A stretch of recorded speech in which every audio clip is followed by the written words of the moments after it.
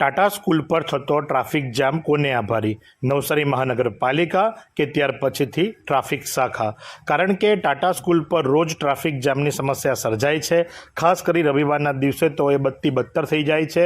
વધુ પડતું ટ્રાફિકનું ભારણ ત્યાંથી પસાર થાય છે અને એમાં અધૂરામાં પૂરું મહાનગરપાલિકા દ્વારા ત્યાં ખોદકામ કરવામાં આવ્યું છે અને ખોદકામ કરી ગ્રીન કાર્પેટની આડાશ મૂકી દેવામાં આવી છે, જેના કારણે લઈ અને ટ્રાફિક જામની સમસ્યા વધુ સર્જાઈ છે. ટાટા સ્કૂલ પેટ્રોલ પંપ પાસેના વળાંકથી લઈ અને ત્યાર પછીથી ટાટા સ્કૂલ 4 રસ્તા કે જ્યાં રિંગ રોડ ભેગો થાય છે ત્યાં સુધીમાં અને ત્યાર પછીથી એમણે ખોદવામાં આવેલો જે રસ્તો છે અને મચ્છી માર્કેટ, આ તમામ વિસ્તાર બદથી બદતર થતો જાય છે. સવાર અને સાંજે આ બે સમયે જ્યારે ટ્રાફિક પીક અવર્સમાં હોય છે ત્યારે લોકોએ તોબા પોકારવી પડે છે.